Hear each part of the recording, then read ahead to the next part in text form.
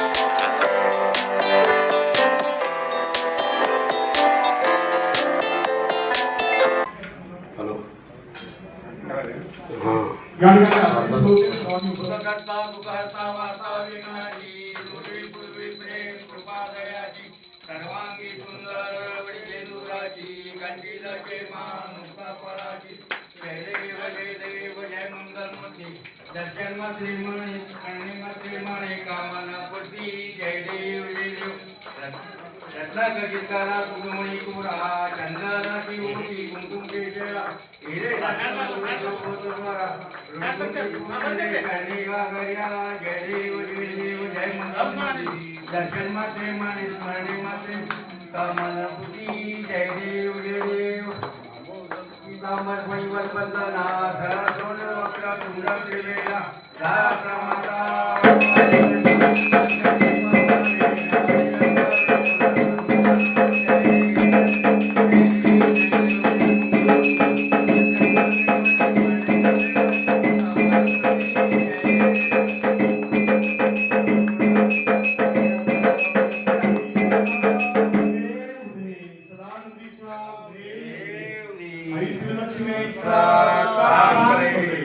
आई साहेबांचा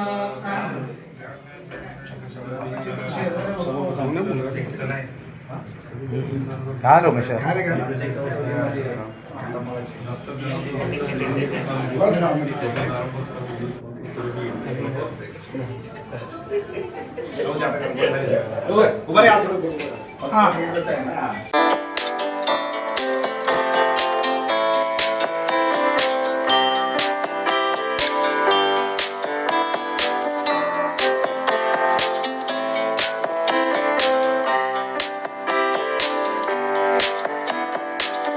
गेल्या 13-14 वर्षापासून जी कष्टाची परिसीमा ओलांडून जात होती अक्षयच्या रूपानं, आणि सगळ्यांना वाटलं होतं की नक्की तिकीट मिळेल, परंतु नीतीनं त्या ठिकाणी थांबवलं. म्हणतात ना की पाठ शिवणीच्या या खेळात सुख नेहमी दुःखाच्या मागून येतं. पाठ शिवणीच्या या खेळात सुख नेहमी दुःखाच्या मागून येतं. दुःखात जे जे भोगलं सारं त्याचीच ते परतफेड करतं. मला वाटतं त्याचीच परतफेड करण्यासाठी थेट एवढ्या भयानक स्पर्धेमधून निवड प्रक्रिया सुरू होण्या अगोदरच आपल्या समाजातल्या व्यक्तीचं नाव अगोदरच फिक्स होणं, हा मला वाटतं समाजावर टाकलेला खूप मोठा विश्वास या ठिकाणी देवेंद्रजी कोठे आणि त्याचबरोबर इतरांचा होता. आणि त्यानिमित्तानं आज या महालक्ष्मीच्या दरबारामध्ये हा सत्कार करण्याचा योग आला. या सोहळ्यात पुन्हा एकदा अक्षयचं आणि त्याचबरोबर मॅच असताना सुद्धा समाजामध्ये अशा सोहळ्याला गर्दी करायची नाही असा कदाचित अलिखित ठराव असताना सुद्धा आपण इतक्या मोठ्या संख्येनं या ठिकाणी आलात, त्याबद्दल सोलापूर गवळी समाजाच्या वतीनं प्रथमतः सर्वांचंच मनपूर्वक स्वागत. आणि थेट आपण सत्काराला सुरुवात करूया. सन्माननीय सूर्यजी शापूरकर साहेब, संभाजी झिपरे सर आणि अनिलजी नाईक यांना विनंती की सोलापूर गवळी समाजाच्या वतीनं अर्थात आपल्या सर्व समाज बांधवांच्या वतीनं हा सत्कार या ठिकाणी होतोय. सन्माननीय अक्षयजी अंजिखाने यांचा हा सत्कार या ठिकाणी संपन्न होतो.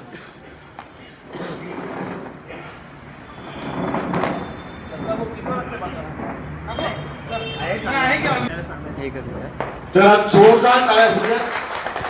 खूप लहान वयामध्ये अक्षयनं ही उत्तुंग भरारी या ठिकाणी घेतली.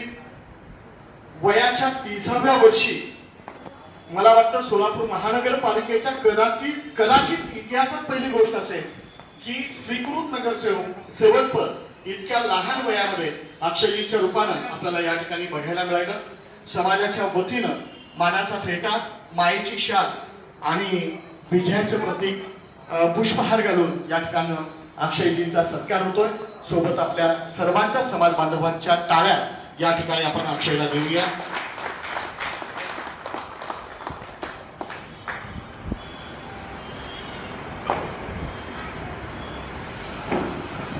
थेट वेळ न दवडता अशा या सोहळा प्रसंगी आपल्या सोलापुरातील विविध विचारांची मोठ एकत्र बांधण्यामध्ये ज्यांचा खूप मोठा हातखंड आहे. खरं तर एवढ्या मोठमोठ्या पदांवर असताना सुद्धा समाजाची नाळ ज्या व्यक्तीनं कधीही तुटून दिली नाही आणि आमच्यासारख्या युवकांसमोर एक चांगला आदर्श ज्या व्यक्तीने घालून दिला ते आमच्या सगळ्यांचे मार्गदर्शक सन्माननीय सुरेशजी शापूरकर साहेबांना विनंती त्यांनी आपलं मनोगत व्यक्त करावं. शिवे सर्वार्थ साधिके शरण्ये त्र्यंबके गौरी नारायणी नमस्ते. आपणा सर्वांचं आराध्य दैवत माता महालक्ष्मी आईसाहेबांच्या दरबारामध्ये सुरू असलेला हा आपलेपणाचा मूळ कौतुक सोहळा आपल्या समाजातील युवारत्न अक्षयजी देवाभाऊ अंधेकारे यांचा नुकताच नामनिर्देशित सदस्य किंवा स्वीकृत नगरसेवक सोलापूर महानगरपालिका हा जो बहुमान त्यांना तीव्र स्पर्धेत मिळाला त्याबद्दल आपलेपणाची भावना व्यक्त करण्यासाठी आनंद भावना व्यक्त करण्यासाठी आपण हा सामाजिक आणि कौटुंबिक विकासाचा उपक्रम या ठिकाणी सादर करतो. सर्वप्रथम आताच आईसाहेबांची आरती झाली ती नवसाला पावणारी आहे, हाकेला ओळखून जाणारी आहे आणि मनातल्या सद्भक्तांच्या इच्छा पूर्ततेला देणारी आहे. नक्कीच त्याचा दाखला अक्षयना मिळालेला असेल. आज माझी स्वीकृत नगरसेवकपदी निवड झाल्याप्रत्यंत महालक्ष्मी मंदिर देवस्थान ट्रस्टच्या वतीने या सत्कार समारंभासाठी मला या ठिकाणी बोलावलं. त्याकरिता मी सर्वप्रथम महालक्ष्मी मंदिर देवस्थान ट्रस्टचे या ठिकाणी सर्वप्रथम आभार मानतो. आणि या कार्यक्रमासाठी उपस्थित असलेले आमचे मार्गदर्शक सुरेशजी शापूरकर साहेब असतील, महालक्ष्मी मंदिर ट्रस्टचे संभाजी हिवरे साहेब असतील आणि मामा आणि त्याचबरोबर समाजातली सर्वच प्रतिष्ठित मंडळी, कारण बरेच जण या ठिकाणी उपस्थित आहेत. एकाचं नाव राहिलं तर परत त्यांच्या मनात शैल्य राहील. त्यामुळे मी सर्व समाजातील प्रतिष्ठित मंडळी ज्यांचा आणि या स्वीकृत नगरसेवक असू दे किंवा आमच्या अंजिकानी कुटुंबासोबत नेहमीच सलोख्याने संबंध राहिलेले त्या सर्वांचंच मी या ठिकाणी स्वागत करतो. आणि आज माझी स्वीकृत नगरसेवक झाल्याबद्दल आपण या ठिकाणी सन्मान केला त्याबद्दल मी खरं तर आपले आभार मानतोच.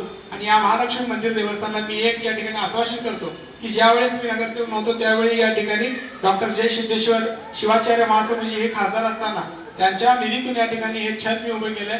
खरं तर हे काम खूप छोटं आहे, कारण महालक्ष्मी मंदिराची कृपा ही समस्त सोलापूर नव्हे तर महाराष्ट्र, तेलंगणा आणि अनेक राज्यातील आपल्या समाजातील लोकांवर आहे. आणि त्यामुळे एक श्रद्धेचे स्थान या ठिकाणी हे देवस्थान आहे. आणि नुकतंच आमदार देवेंद्रदादा कोटे यांना मी या कार्यक्रमाचं लोकार्पणासाठी ज्यावेळेस बोलवलं त्यावेळेस त्यांनी देखील सांगितलं की कोटे परिवाराची देखील ही देवी एक आराध्य देवी आहे आणि आमच्या कुटुंबाच्या राजकीय असेल किंवा आर्थिक प्रगतीमध्ये या देवीचं एक मोठं वाटा आहे. त्यामुळे मी या ठिकाणी पहिल्यांदा मला बोलवला 10 लाख रुपये मी जाहीर करतो म्हणणारा आमदार आणि निधी देऊन त्या ठिकाणी त्यांनी ते काम केलं. त्याकरिता आमदार देवेंद्रदादांचं तुम्ही आपण सर्वांनी काळ्या स्वागत केलंय. आणि मी तुम्हाला एक निश्चित सांगू इच्छितो की हे 10 लाखाच्या कामासंदर्भात परवाच मी आनंद भाऊ या ठिकाणी आलेलो होतो. आम्ही पाहिलं की काय सुधारणा अजून करता येतील, आणखी काही यासाठी बजेट लागेल तर ते बजेट देण्यात येत आहे. आणि सुदैवानं मला वाटतं की हे काम केल्यामुळे आई लक्ष्मीची कृपा माझ्यावर झाली आणि ते तिकडून नगरसेवक झालंय. त्यामुळे माझ्या हक्काचं निधी देखील यासाठी देता येण्यासाठी मी प्रयत्न नक्की करेन. आणि या महालक्ष्मी मंदिर देवस्थानाचं कायापालट केल्याशिवाय मी राहणार नाही हे या ठिकाणी मी आश्वासन करतो. आणि आता शापूरकर साहेबांनी सांगितलं की ही निवड होत असताना 567 लोक या ठिकाणी इच्छुक होते. आणि या सर्व गर्दीमध्ये जातीय समीकरण असेल बाकीच्या गोष्टी बघत असताना या ठिकाणी अनेक मोठे समाज आपल्यापेक्षा असताना मावसार समाज असेल, कुरुशेट्टी समाज असेल, त्यांना संधी देण्याचा गवळी समाजाला संधी देण्यामागचं कारण आणखी एक मी तुम्हाला सांगतो की भारतीय जनता पार्टीचा कार्यकर्ता म्हणून एक मेरिट सुद्धा त्यामध्ये पाहिलं गेलं. त्यामध्ये गेल्या 8 वर्षापासून भारतीय जनता युवा मोर्चाचा कार्यकर्ता म्हणून काम करत असताना प्रदेशावरून आलेले कार्यक्रम असतील, संघटना स्तरावरचे कार्यक्रम असतील, आंदोलने असतील, त्याचबरोबर न्यूज चॅनलच्या डिबेटमध्ये त्या ठिकाणी पक्षाची बाजू मांडत असताना मी जे काम केलं त्या कामाची दखल पालकमंत्री जयकुमार भाऊ गोरे असतील आणि ज्यांचं दूरदृष्टिकोन स्वर्गीय तात्याजी कोठे यांच्यापासून आपण राजकारणात बघतोय की एक वेगळी दूरदृष्टिकोन असलेले आपण आज कोठे कुटुंबाकडे पाहतो. देवेंद्र दादा जसे भारतीय जनता पार्टीचे आमदार झाले तसं सर्वात कमी वयाचा मंडलाध्यक्ष म्हणून त्यांनी म्हणजे नियुक्ती केली आणि त्यानंतर स्वीकृत नगरसेवक म्हणून माझ्यासारखा धडपडीचा कार्यक्रम त्यांनी केला पाहिजे. त्याकरिता देवेंद्र दादांनी आपल्यासारख्या लहान समाजाला त्या ठिकाणी प्रतिनिधित्व करण्याचं काम केलं. त्याबद्दल मी खरं तर सगळ्या समाजाच्या वतीने आपण देवेंद्र दादांचा जितका आभार मानावा तितके कमी आहे. कारण अवघ्या 36व्या वर्षी आमदार म्हणून काम करत असताना ज्या पद्धतीने शहराच्या विकासासाठी सभागृहामध्ये ते प्रश्न मांडतात, ज्या पद्धतीने पाण्याचा प्रश्न असतो, ज्या पद्धतीने शहराची मूलभूत सोयी सुविधा असते आणि ज्या पद्धतीने सोलापूर एअरपोर्टचं काम त्यांनी केलं. अनेक विरोधक म्हणत होते की सोलापूरचं एअरपोर्ट चालू होणार नाही, प्रणिती शिंदे सारख्या खासदार असलेल्या उच्च शिक्षित महिला देखील त्या ठिकाणी जाऊन कागदी विमान बनवण्याचा त्यांनी त्या ठिकाणी प्रयत्न करून दिशाभूल करण्याचा लोकांना प्रयत्न केला. पण मी तुम्हाला एक सांगू इच्छितो की देशाचे पंतप्रधान नरेंद्रजी मोदी असतील, राज्याचे मुख्यमंत्री देवेंद्रजी फडणवीस साहेब असतील, यांचं नेतृत्व इतकं सक्षम आहे की विकासाची गॅरंटी जर कोण देणार असेल तर हेच व्यक्ती असलेल्या भारतीय जनता पार्टी सरकार देणार आहे. त्यामुळे आपण त्यांच्यावर विश्वास दाखवून महापालिकेने 87 नगरसेवक निवडून दिले. त्यामध्ये आपल्या समाजाला देखील वाटत आहे आणि त्याचमुळे मला वाटतं की मला ही संधी त्या ठिकाणी मिळालेली आहे. आणि आता शाकुकर साहेबांनी सांगितलं की हे नगरसेवक पदावर मिळत असताना माझे जे वडील आहेत ज्ञानेश्वर देवाजी यांनी देखील भारतीय जनता पार्टीमध्ये मोठा संघर्ष केला. मुस्लिम बहुल भागामध्ये खाजाजाऊ नालवर आणि मकबूल मोहोळकर या दिग्गजांना पाडून आम्ही त्या ठिकाणी भारतीय जनता पार्टीचा भेटघेटा पडताना होता. आणि त्यानंतर आपण म्हणला की राजकीय वारसा मला जरी असला तर केंद्रीय मंत्री नितीन गडकरी साहेब भाषणात नेहमी सांगतात घराणेशाही नको, मात्र जर एखाद्या नेत्याच्या मुलाला नगरसेवक करा म्हणून जर जनतेमध्ये मागणी असेल तर नक्कीच त्याला संधी दिली पाहिजे. आणि त्याच हेतूने मी आजपर्यंत काम करत असताना कधी माझ्या आई आणि बाबाला कुठल्या नेत्यासमोर घेऊन शिफारस करायला लावलं नाही किंवा ह्या निवडी होत असताना देखील अनेकांचे फोन आले मी शिफारस पद्धत देऊ का, आम्ही सह्याची मोहीम घेऊ का. मी त्यांना त्यावेळेस एकच सांगितलं की आपण कुणाचं तरी करू नका, कुणाचं तरी करा असं म्हणण्यापेक्षा आपल्या कामाची रेष वाढवणं हेच राजकारणामध्ये करणार माणूस राजकारणात पुढे जातो. आणि त्यामुळे प्रत्येकाला सांगितलं की माझी शिफारस कुणीही करायला जाऊ नका. माझे केलेली 12 वर्षाच्या कामाची आवाज त्याच्या समोर आहे. त्यांना जर वाटलं तर हा कार्यकर्ता भारतीय जनता पार्टीला पुढे 20 वर्ष त्या ठिकाणी पुढे जाऊ शकतो, विकासाचा दूरदृष्टीकोन ठेवून त्या ठिकाणी शहराचा विकास करू शकतो. तर नक्कीच मला वाटतं की भारतीय जनता पार्टी ही अशी एक पार्टी की ज्या पार्टीमध्ये चहा विकणारा देखील प्रधानमंत्री होऊ शकतो.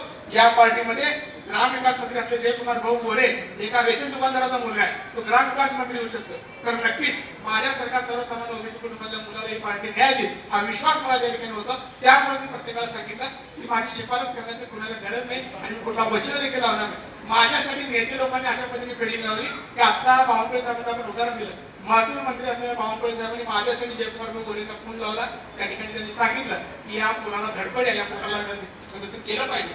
मला वाटतं हीच आपल्या कामाची पोस्ट होते. देवेंद्रदादा कोटे यांनी ते सुभाष दिवशी माझं नाव जाऊन धरलं होतं. आळचुरीचे आमदार रामभाऊ सातपुते यांनी देखील माझ्यासाठी मोठं मोलाचं योगदान त्या ठिकाणी दिलं. अक्कलकोटचे भाग कल्याण शेट्टी असतील, लोहणीचे चळवळकर असतील, या सर्वांनी या ठिकाणी एक लोकांनी सांगितलं की ह्या मुलाला काही करून सभागृहात पोहोचलं पाहिजे. मला वाटतं हेच आपल्या भारतीय लोकशाहीचा विजय आहे की एका सर्वसामान्य कुटुंबाला तरुणाला कुठल्याही अपेक्षा न करता इतक्या मोठ्या जागतिक पार्टी स्वीकृत संधी देते. मला वाटतं हेच आपल्या या लोकशाहीचा विजय आहे. बाबासाहेबांनी केलेल्या संविधानाचा मला वाटतं कुठेतरी केलेला सन्मान आहे. आणि त्यामुळेच मी आपल्याला हे आत्मसात करतो की येणाऱ्या काळामध्ये मी जरी नावाने अक्षय अधिकारी नगरसेवक असलो तरी मला वाटतं की तुम्ही सगळे हे नगरसेवक आहे असं समजा आणि तुम्हाला जे काही कामामध्ये लागतात ते माझ्या लेवलला ते मी करेल. आमदार देवेंद्रनाथ कोटेच्या माध्यमातून, पालकमंत्री जयकुमार भाऊ गोरेच्या माध्यमातून मंत्रालय स्तरावर असेल, दिल्ली स्तरावर असेल, शहर स्तरावर असेल, गल्लीच्या स्तरावर असेल ते काम करण्याची जबाबदारी एक कार्यकर्ता म्हणून, एक समाजाचा नागरिक म्हणून मी तुम्हाला देतो. आणि माझे 2 शब्द संपवतो. जय हिंद, जय महाराष्ट्र. धन्यवाद. यानंतर थेट आपण आभारकडे जातो. अगदी शेवटच्या टप्प्यात सन्माननीय दत्तात्रयजी खंडेराव सरांना विनंती करतोय की त्यांनी आजच्या सोहळ्याचं आभार करावं. या ठिकाणी निमंत्रण आहे आपल्यासाठी. हिंदू जनजागृती समिती आणि समस्त हिंदू धर्मप्रेमींसाठी बुधवार दिनांक 11 मार्च 2026 रोजी सायंकाळी ठीक 5:30 वाजता जय भवानी प्रशालेचे मैदान, भवानीपेठ, सोलापूर या ठिकाणी हिंदू जनजागृती समितीच्या वतीनं एक सभा आयोजित केलेली आहे. तर आपण या सभेला सुद्धा मोठ्या संख्येनं उपस्थित राहावं अशी आपल्याला विनंती. आनंद झाला. खरंच आपल्या गवळी समाजाला स्वीकृत नगरसेवक म्हणून स्थान मिळालं.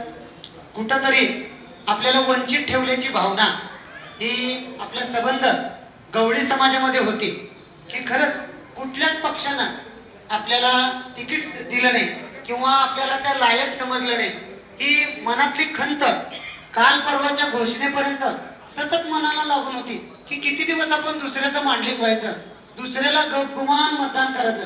आपल्या हक्काचा प्रतिनिधी हा त्या सभागृहामध्ये पोचला पाहिजे ही कुठं तर भावना होती. खरंच भारतीय जनता पक्षाचे खूप आभार मानायला पाहिजे. खरंच भारतीय जनता पक्ष म्हणजे एक कार्यकर्त्याची फौज, एक चहा विकणारा माणूस, एक चायवाला या देशाचा पंतप्रधान होऊ शकतो. एक आदिवासी महिला द्रौपदी मुर्मू सारखी ती देशाची राष्ट्रपती होऊ शकते. एक रामभाऊ सातपुतेंसारखा एक ऊसतोड कामगाराचा मुलगा आमदार होऊ शकतो.